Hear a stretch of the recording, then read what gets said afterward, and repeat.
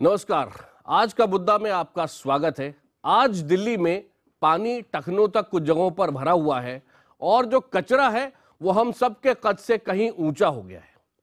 कर्मचारियों की हड़ताल खत्म होने का ऐलान हुआ, लेकिन वहां पर भी पूरी स्पष्ट नहीं है बात।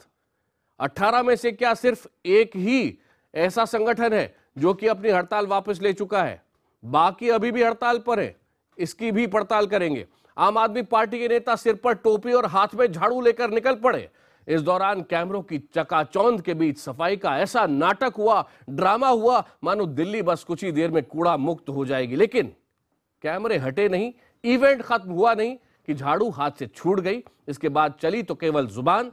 यही हाल बीजेपी और कांग्रेस के नेताओं का भी रहा, जो कुछ ठोस करने की जगह राजनीति का कूड़ा कर रहे हैं। और जिस तरह से ये राजनीति की कूड़ा कथा चल रही है, इसी से परेशान है दिल्ली के लोग। अब पानी सर से ऊपर गुजर चुका है। आज मेहमानों से सीधे सवाल करेंगे, कड़े सवाल करेंगे। पहले ये रिपोर्ट देखिए।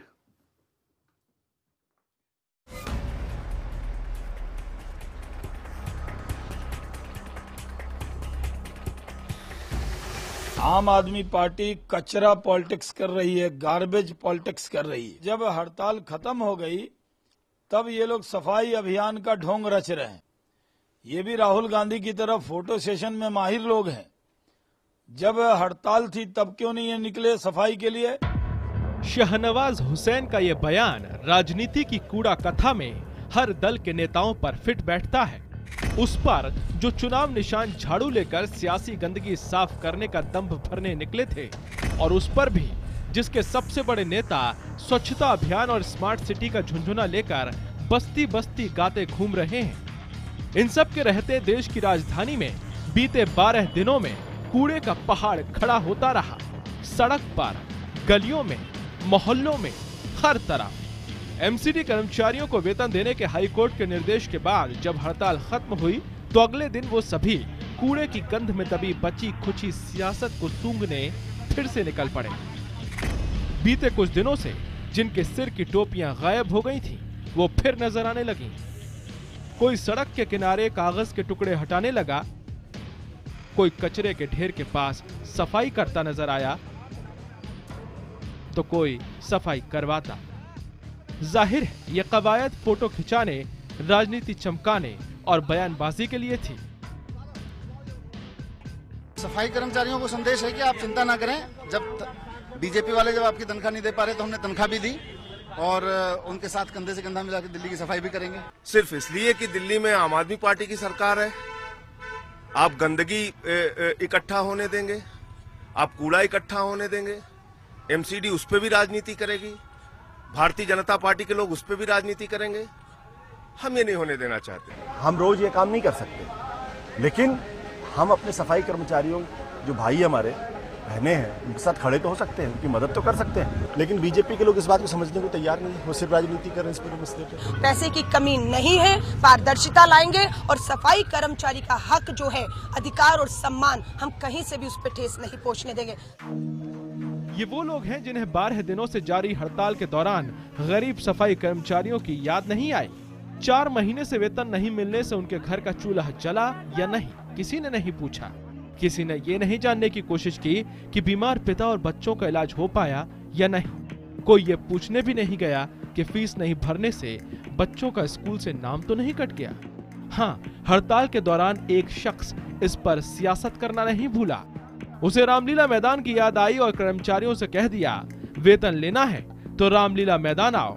और जब कर्मचारी पहुंचे तो भाव ये कि कुछ दिनों का वेतन देने का एहसान करूंगा, लेकिन इसके बाद के लिए मिली पीएम के घर के बाहर धरना देने की नसीहत। जितना मैं कर सकता था मैंने कर दिया। पहले 31 मार्च तक की तनख्वाह दे दी, अब 31 मई तक की तनख्वाह दे दी। अब अगर अगले महीने आपको तनख्वाह ना मिले तो भाई साहब, अब मेरे पास और तनख्वाह देने के पैसे नहीं है। ये मेयरों के घर के बाहर जाना, बीजेपी हेडक्वार्टर के बाहर जाना, केंद्र सरकार के मंत्रियों के खिलाफ धरना करने के लिए जाना, वो पैसे दे सकते हैं। कोई बयानवीर ऐसा नहीं जिसने अपना वेतन न लिया हो और राजनीति के कूड़ा हमाम में नंगा होने से कोई बचा हो, ऐसा भी नहीं। सो केसरिया टोपी भी निकल ही आई।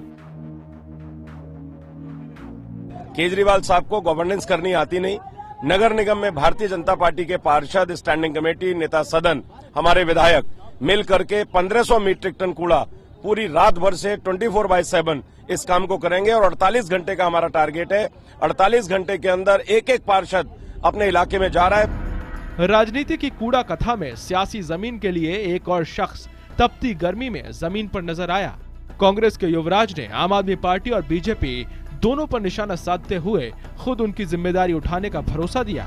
लेकिन राजनीति की कूड़ा कथा में इन बयानों पर भरोसा करने का हौसला भी किसी में नहीं बचा।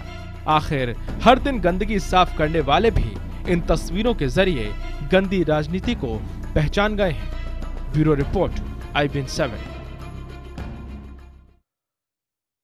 आज सारे नेताओं से सीधा सवाल, क्योंकि दिल्ली बहुत दिनों से ड्रामा देख रही है। दिल्ली बहुत एंटरटेनिंग हो गई है और बहुत गंदी होती जा रही है। नर्क क्या होता है अगर किसी को समझना हो तो दिल्ली के कुछ चुनिंदा इलाकों में चले जाए और जगह जगह जो कचरा पड़ा हुआ है वहां आप नाक बंद किए बिना, मुंह पे रुमाल रखे बिना वहां से निकल नहीं सकते। देश की राजधानी है ये नर्किस्तान, और इसको बदलने के लिए जो जिम्मेदार हैं वो बस आपस में झगड़ा कर रहे हैं। टीवी चैनल का ये डिबेट जो चल रहा है, इसमें भी अगर झगड़ा करते नजर आए तो हमें रोकना होगा। आज दिल्ली को गंदगी मुक्त करने के दावे को लेकर हर कोई सामने आ रहा है, इसीलिए हम कह रहे हैं ये राजनीति की कूड़ा कथा है और अब इसका अंत होना चाहिए। इस पूरे मसले पर कई सवाल खड़े होते हैं। सबसे पहला ये कि राजनीतिक दलों को हड़ताल खत्म होने के बाद क्यों याद आई सफाई? इसके पहले क्या कर रहे थे? क्या महज चेहरा चमकाने के लिए नेताओं ने सफाई का बहाना किया? क्या बीजेपी एमसीडी में भ्रष्टाचार की बात करने से कतरा रही है? क्या केजरीवाल सरकार कूड़ा राजनीति के जरिए बीजेपी को नीचा दिखाना चाहती है? क्या इस दौरान एमसीडी के पार्षदों, मेयर ने और अधिकारियों ने वेतन नहीं लिया? फिर सफाई कर्मचारियों को वेतन क्यों नहीं मिल रहा था? राजनीति की कथा ये कूड़ा कथा बन गई है दिल्ली के अंदर, और यही आज का मुद्दा। बात करने के लिए हमारे साथ हैं बीजेपी प्रवक्ता संबित पात्रा, कांग्रेस से मौजूद हैं आलोक शर्मा, आम आदमी पार्टी से हमारे साथ राघव चड्ढा जुड़े हैं लेकिन फिलहाल फोन पर है, थोड़ी देर में हमारे साथ लाइव होंगे, और consumer activist bison Mishra Delhi के लोगों की तरफ से बताएंगे कि क्या हमारे हक हैं, क्या हमारे अधिकार हैं। और इस सारे राजनीतिक परिदृश्य को ध्यान से देख रहे हैं वरिष्ठ पत्रकार रामकृपाल सिंह, और राहुल गांधी के घर के बाहर मेरी सहयोगी पायल भुयन इस वक्त मौजूद है, उनके पास भी चलेंगे। लेकिन सौरभ, सबसे पहले आपके पास आ रहा हूं। आपको दिल्ली की जनता ने ताज पहनाया, लेकिन जहां तक राघव आपसे पूछ रहा हूं, आपको तो ताज पहनाया दिल्ली की जनता ने, लेकिन आप लगातार कचरे के मामले में कम से कम उनको टोपी पहना रहे हैं। देखिए, इससे पहले कि ये बहस शुरू हो, 3-4 फैक्चुअल करेक्शन हम अपने आर्ग्यूमेंट्स में रखें तो बेहतर रहेगा। पहली चीज, सैनिटेशन का, सफाई करने का जो पूरा जिम्मेदारी होती है वे नगर निगम की होती है as per 73rd 74th amendment. आप पैसा नहीं देंगे तो सफाई कहां से होगी? सफाई कर्मचारी के पास वेतन नहीं होगा तो क्यों काम करेगा? भाई साहब, मैं बात, आपके विधायकों को मिल रही थी ना, तनख्वाह मिल रही थी ना, उनको क्यों मिल रही थी? सफाई कर्मचारियों को क्यों नहीं दी? मैं अपनी झाड़ू लेके खड़े होते ना आप लोग, झाड़ू लेके। राघव जी, आप भाई साहब हमारी बात सुन लीजिए पहले पूरी, उसके बाद आप ये सब सवाल। राघव जी, आज कोई सियासत नहीं, अपनी बात कीजिए। आप क्या कर सकते हैं? एक दूसरे को ओवर मत ढोलिए। और चलिए भाई, अगर आपको हमारी बात नहीं सुननी तो ठीक है सर। राघव जी, आप क्या कर सकते हैं ये बताइए ना, बचकर क्यों भाग रहे हैं आज? नहीं, आप ही बोलिए, जब मैं कह रहा हूँ आप मुझे बोलने। राघव जी, अगले 10 मिनट आप चाहे तो आप बोलिए, आप समय तो दीजिए। राघव जी, अगले 10 मिनट चाहे तो बोलिए, अब मैं चुप हूं। लेकिन आज सियासत कोई भी ना करे, सीधे सवाल जनता को ये बताइए, आप क्या करने वाले? अब आप थोड़ी शांति बरतिए और हमें जवाब देने दीजिए, और आप मुझे कृपया करके बीच में एक बार भी मत टोकिएगा, नहीं तो आप बीजेपी और कांग्रेस को बुलवाइए, हमें मत बुलवाइए अपने शो पे। पहली चीज, पिछले 15 साल से कांग्रेस पार्टी सरकार चला रही है दिल्ली की, पिछले 8.5 साल से एमसीडी भारतीय जनता पार्टी चला रही है। हमारी सरकार 120 दिन पुरानी है, पहली चीज।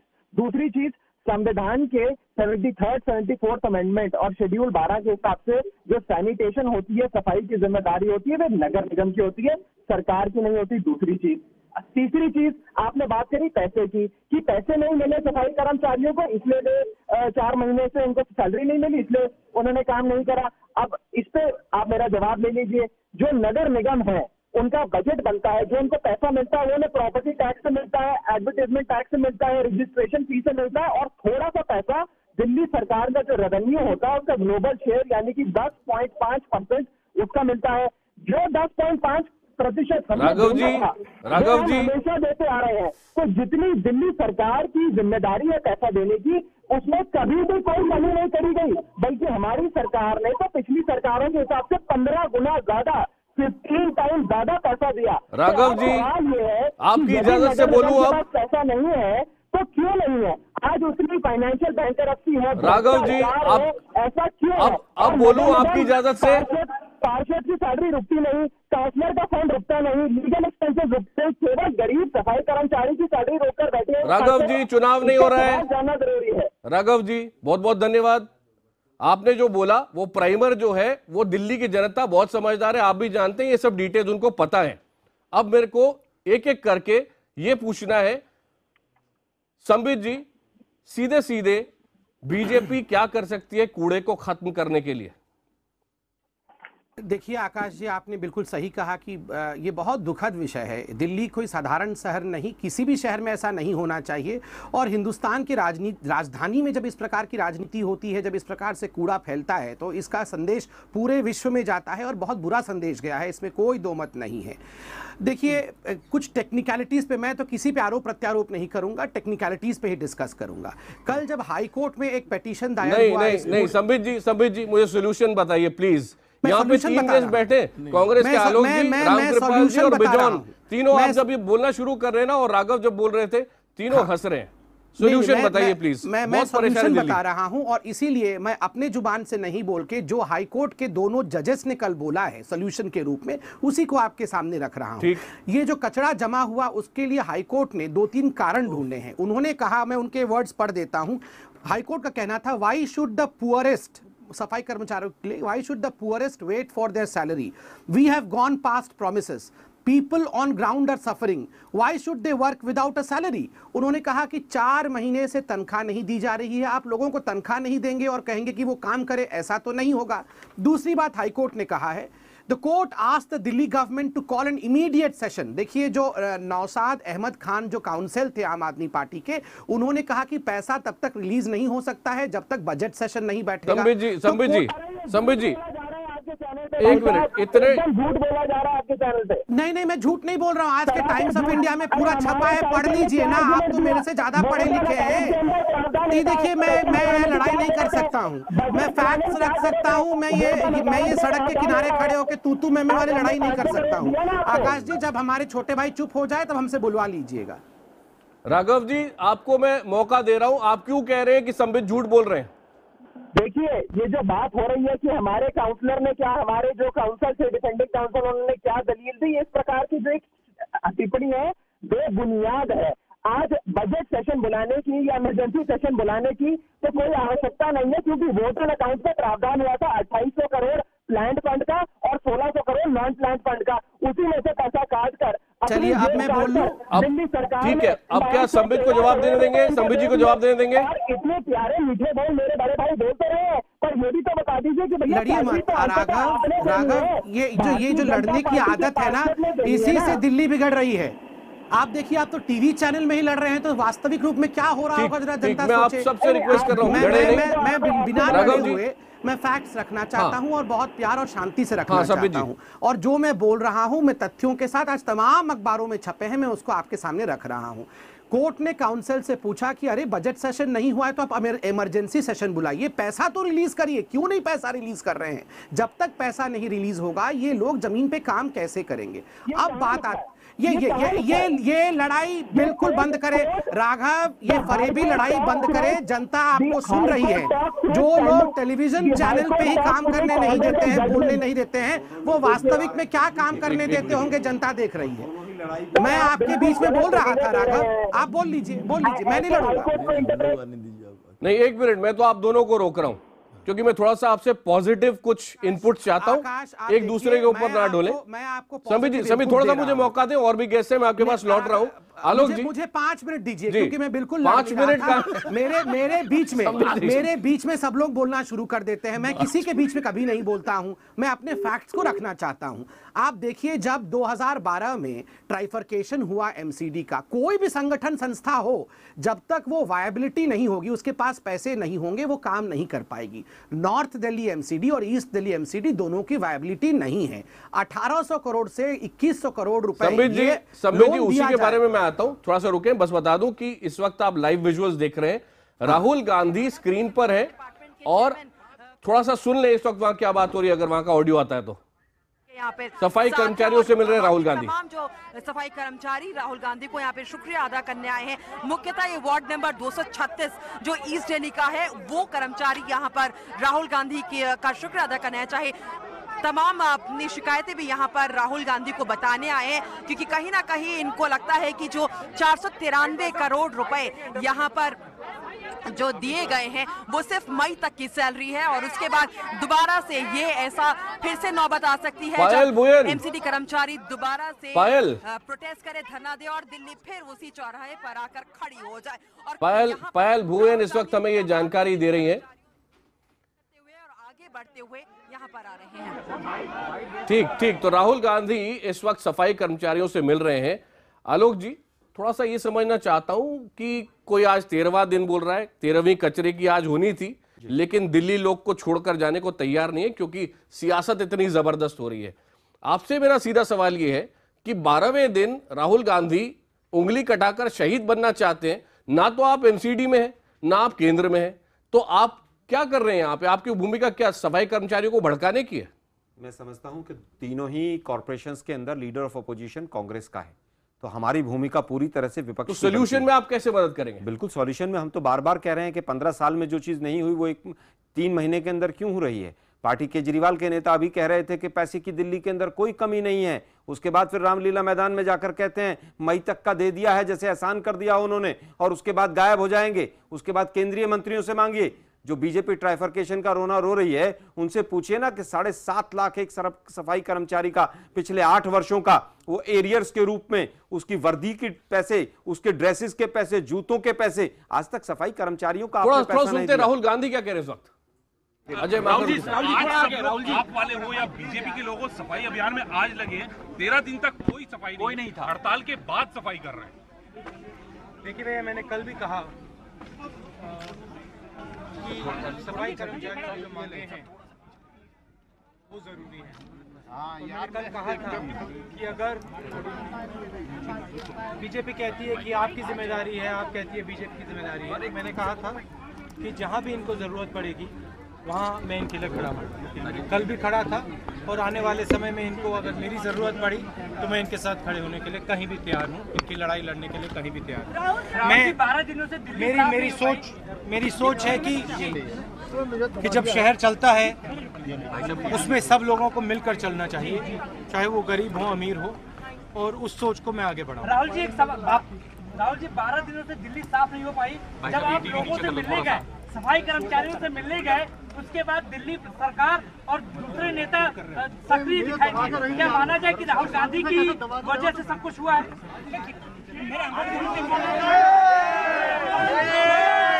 देखो भैया, राहुल गांधी के कारण हुआ, किसी और के कारण हुआ, वो मैं नहीं जानता हूँ, मगर मैं ये जानता हूँ कि अगर इनको मेरी जरूरत होगी मैं इनके साथ खड़ा होऊंगा।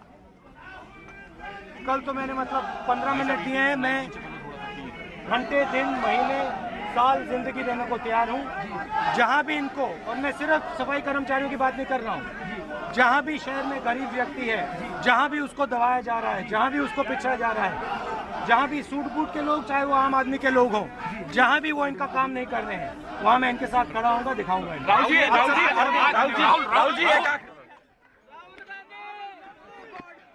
बस राहुल जी को जितना बोला था वो बोल चुके हैं। रामकृपाल जी, मैं तो आपके पास आ रहा हूं, क्योंकि आज वो दिन है जब कचरे की 13वीं, जैसा मैं कह रहा था, हो जानी चाहिए थी। लेकिन बहुत बहुत धन्यवाद है सारे सियासतदानों का, सारी पार्टियों का, इनके कारण कचरा वहीं का वहीं पड़ा है।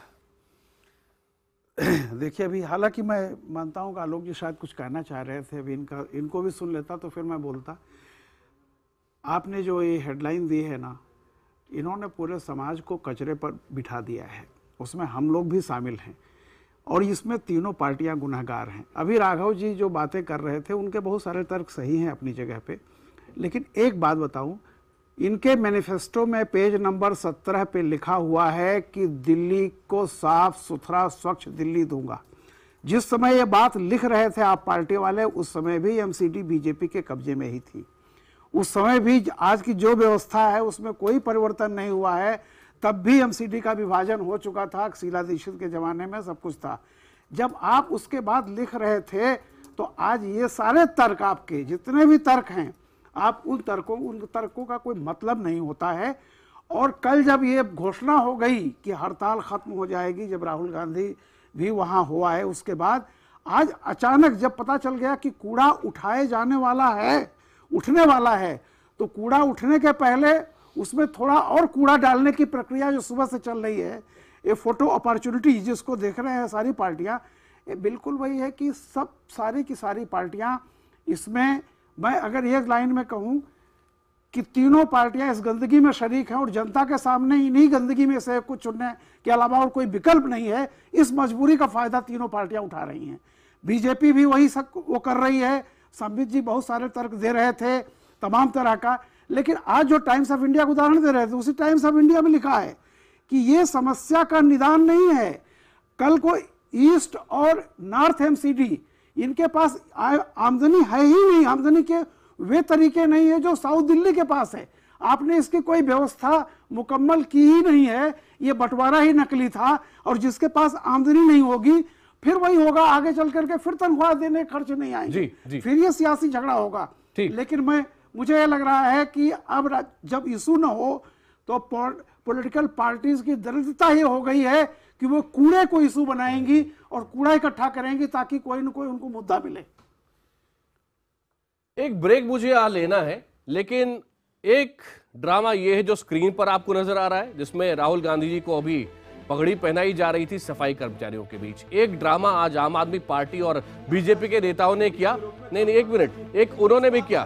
तो कचरा अगर सफाई ड्रामा बीजेपी का भी है, आम आदमी पार्टी का भी है, जिसमें वो कचरा साफ करने के लिए उतरे। तो आपको ड्रामा किस तरह से नजर आ रहा है, मुझे क्लैरिफाई करें। सभी लोगों का, सारे राजनीतिज्ञों का नहीं, हम अपोजिशन में काम कर रहे हैं। अगर सफाई कर्मचारियों की कांग्रेस आवाज उठा रही है तो उसमें किस तरह से ड्रामा है, राहुल गांधी पूरा ड्रामा है। तो ड्रामा तो सतीश उपाध्याय जी कर रहे थे। अरे राहुल गांधी, इस बार उनको पूरा डालने की जरूरत नहीं पड़ी, पिछली बार तो पूरा फैलाना पड़ा था। 12 दिन आप कहां थे?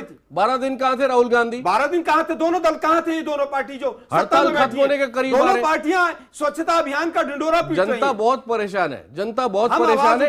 एक ब्रेक ले रहा हूं। बिजॉन मिश्रा कंज्यूमर एक्टिविस्ट है, आप भी एकदम साफ है, जो आम आदमी पार्टी कर रही वैसी बात आप कर रहे हैं। अभी नहीं, हम नहीं कर रहे हैं। आकाश जी, आपने कहा राहुल गांधी जी को पगड़ी पहनाई जा रही है, ड्रामा है। मुझे इसमें ये सब क्या है? सफाई चाहिए जनता को, सड़क सफाई साफ चाहिए। मुझे बताइए ना कि उसके लिए आप जो कहें। आज जब सफाई कर्मचारियों की हड़ताल टूट गई तो दोनों लोग ये टोपी पहनकर गए, तो ड्रामा तो ये लोग पूरा ड्रामा है। और पूरा ड्रामा है, अभी भी हमारे कॉरेस्पोंडेंट बता रहे हैं ढेर है। बिल्कुल ड्रामा, मुस्कुरा रहे हैं दिल्ली की गंदगी पर, ये कितना शर्मसार करने वाला है। बिजॉन जी के पास भी आऊंगा। राहुल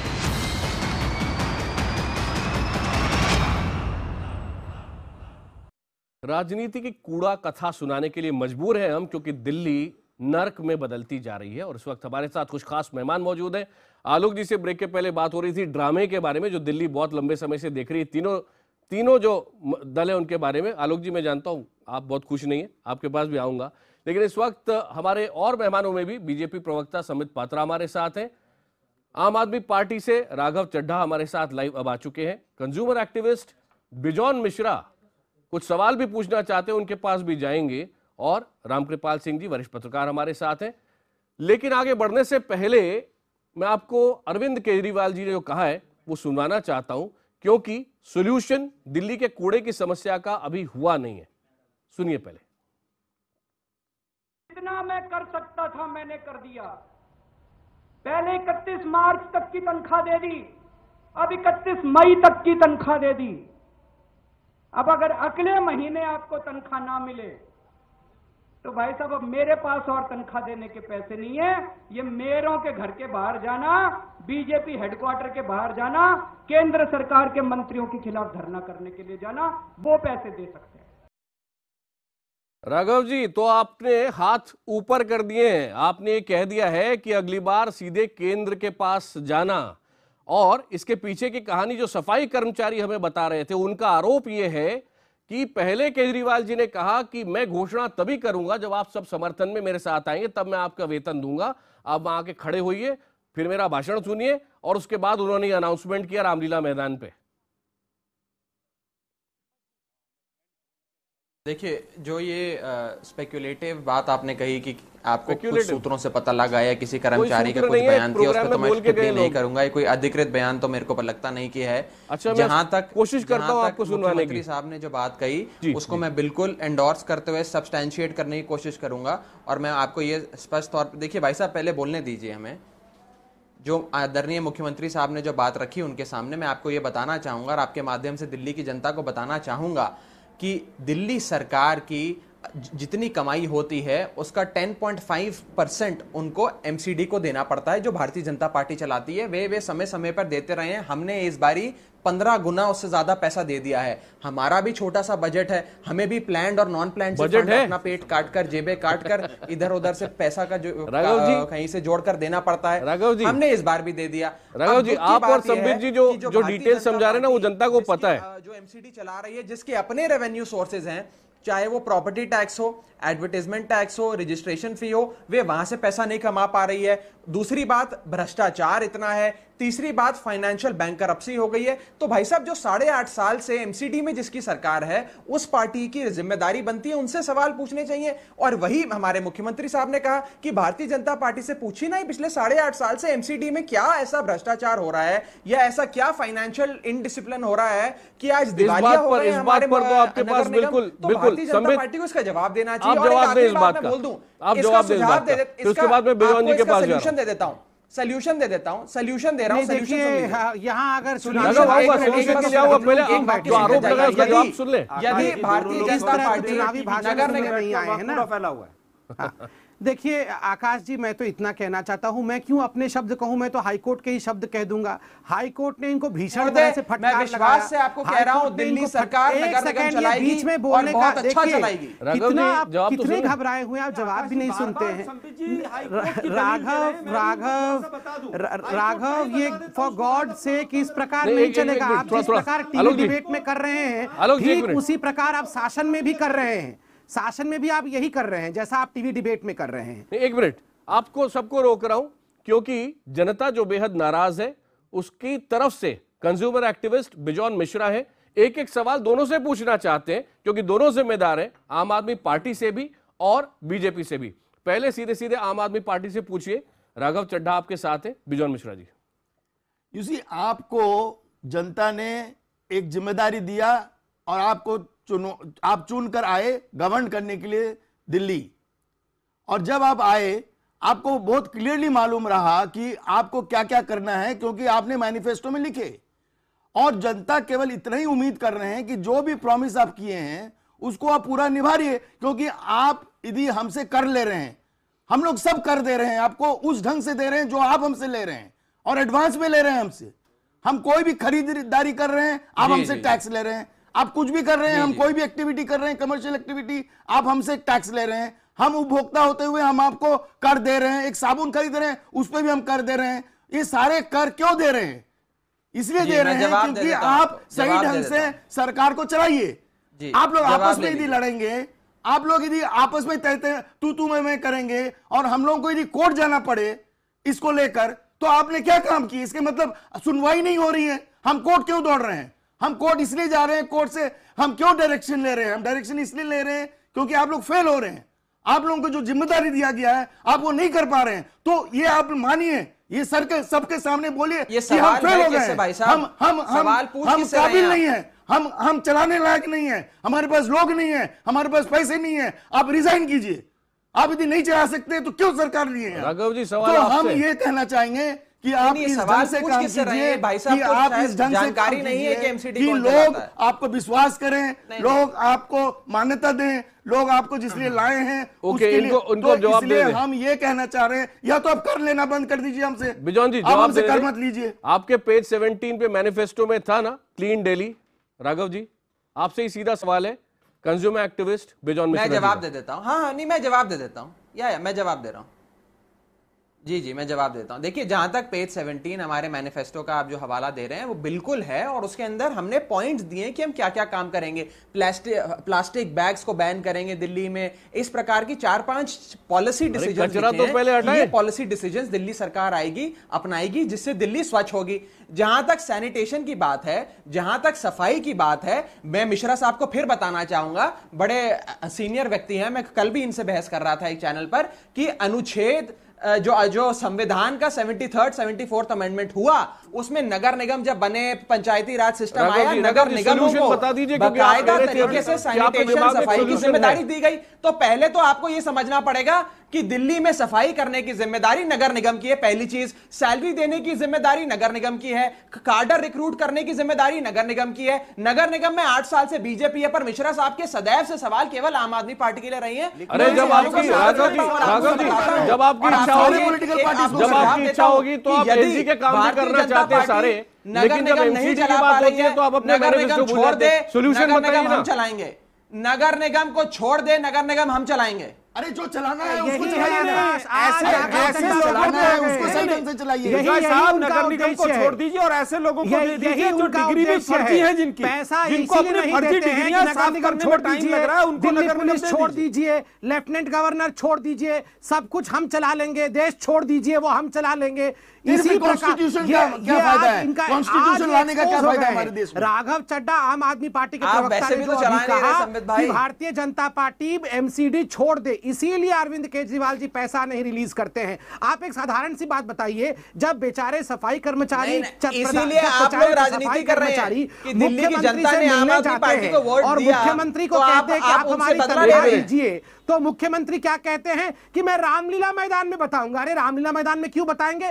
लाखों खर्च करके आप रामलीला मैदान में बताएंगे? 36 करोड़ रुपए आपके पास जासूसी के, अरे भाई जब केंद्र सरकार ने 2000 करोड़ अभी रोक रखे हैं तो क्यों ना 36 करोड़ रुपए थे। सातों एमपी भारतीय जनता पार्टी के, तमाम पार्षद भारतीय जनता पार्टी के। एक सवाल से पूछ रहे पॉइंटेड क्वेश्चन, लेकिन चूंकि बिजॉन पूछ चुके हैं आम आदमी पार्टी से, तो आप बीजेपी से रामकृपाल जी पूछे। हमारे क्वेश्चन का आंसर ही नहीं दिए। रामकृपाल जी। आकाश जी, अभी आपने बताया था शायद 12वां या 13वां दिन है, कौन सा ये 12वां दिन था या 13वां दिन?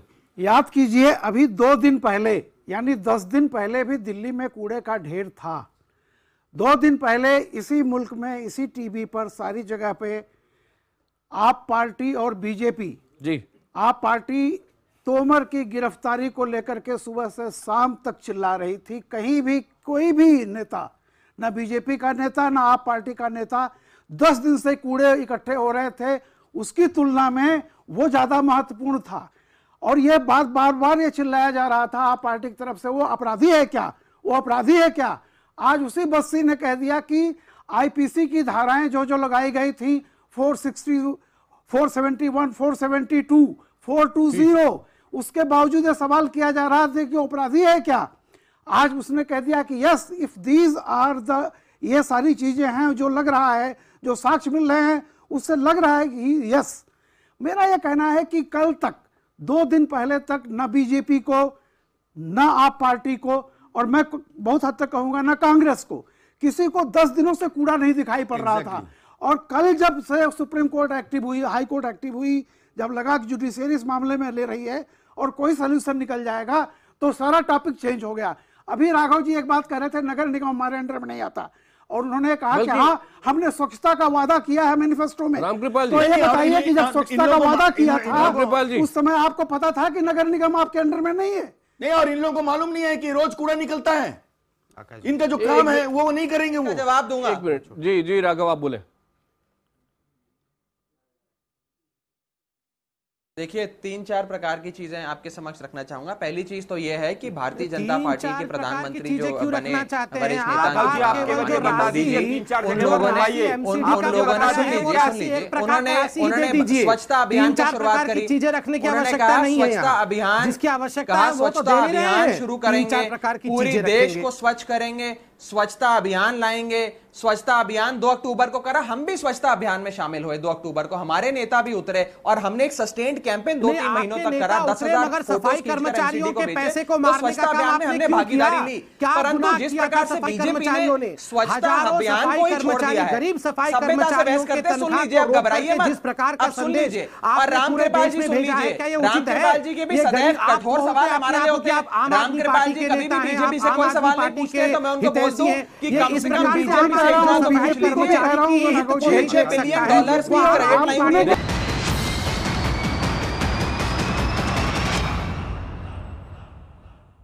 दिल्ली की जनता परेशान है और अब आखिरी में 30-30 सेकंड में हर सबके पास जा रहा हूं। सबसे पहले राघव चड्ढा आपके पास आ रहा हूं। सॉल्यूशन के लिए आप क्या बोलना चाहेंगे?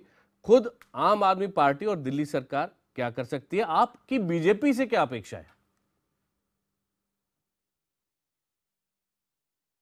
जी थोड़ा समय दीजिएगा, पिछली बार भी हमारी बात अधूरी रह गई थी। देखिए मैंने 2 मुद्दे आपके समक्ष रखने हैं। पहली चीज कि जहां तक पैसे की बात है और इनकी फाइनेंशियल प्रॉब्लम जो इनकी है एमसीडी की, उसकी बात है, ये भारतीय जनता पार्टी के जो पार्षद हैं उनको देखना पड़ेगा कि किस प्रकार से, क्योंकि उनकी सरकार है एमसीडी में, किस प्रकार से रेवेन्यू बढ़ाया जाए। और हमारे जो केंद्र सरकार है जिसने मंगोलिया को $2 बिलियन, नेपाल को $1 बिलियन, भूटान को $1 बिलियन, ऐसे करके लगभग 40,000 करोड़ पिछले 6 महीने में बांट दिए हैं। यदि उसमें से कुछ पैसा अपने देशवासियों, सफाई कर्मचारियों को मिल जाता तो उनके घर में भी चूल्हा चल जाता। और एक सोल्यूशन मैं आपके समक्ष ये रखना चाहूंगा कि यदि भारतीय जनता पार्टी को लग रहा है कि फाइनेंशियली बैंकरप्ट हो गई है नगर निगम, उनसे नहीं चल पा रही है, भ्रष्टाचार नहीं काबू हो पाया है, सफाई कर्मचारियों को सैलरी समय पर नहीं दे पा रहे हैं, तो मॉरल रिस्पॉन्सिबिलिटी लेके उसकी गवर्नेंस छोड़ दे। दिल्ली सरकार अपने आप उसकी ख्याल रखेगी और चलाएगी, बखूबी चलाएगी। ठीक, संबित जी। देखिए 36 करोड़ रुपए जासूसी के इंस्ट्रूमेंट खरीदने के लिए इन्होंने खर्च कर दिए। 20-20 लाख रुपए ये जो रामलीला मैदान में अरविंद केजरीवाल जी एक सेंटेंस कहने के लिए खर्च करते हैं, अगर उसी को संचित कर दिया जाएगा तो मंगोलिया तक जाने की आवश्यकता आम आदमी पार्टी की पड़ेगी नहीं। आम आदमी पार्टी को चाहिए कि मंगोलिया की चिंता ना करे। प्रधानमंत्री मंगोलिया क्यों जा रहे हैं, भूटान क्यों जा रहे हैं, वो मंगोलपुरी की चिंता तो करे। इस प्रकार की राजनीति जहां बार बार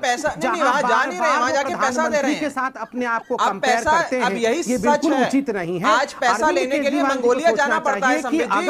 आज सच बात यह है, पैसा लेने के लिए मंगोलिया जाना पड़ता है, पैसा लेने के लिए नेपाल जाना पड़ता है। इमोटिव झगड़ा है। आलोक जी आप बताएं।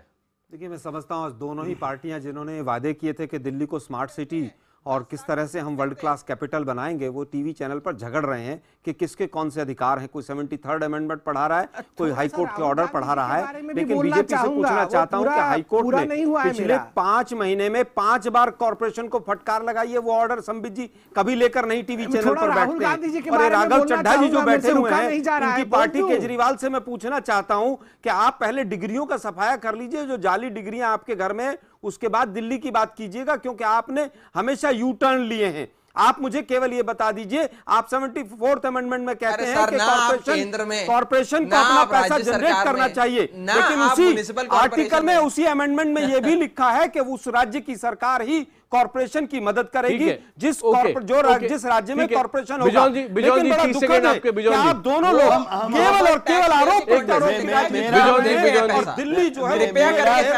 बैठी हुई है। कृपया करके केवल एक ही सोल्यूशन है।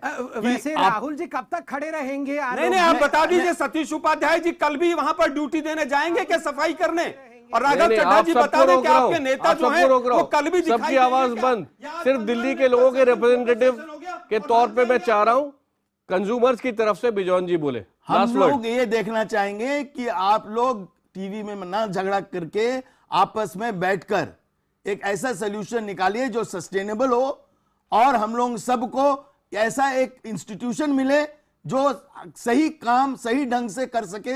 और ये कोई बहुत बड़ी बात नहीं है। आप एक सही इंस्टीट्यूशनलाइज कीजिए गार्बेज डिस्पोजल का, आप एक सही तंत्र लाइए, आपके पास सारे साधन हैं, सारे इक्विपमेंट्स हैं, सारे चीज हैं, उसको आप काम में लाइए और आप लोग बैठिए, आपस में बैठ के इसका तय कीजिए और एक घोषणा पत्र निकालिए, एक चार्टर निकालिए कि किसका क्या जिम्मेदारी है एज पर कॉन्स्टिट्यूशन।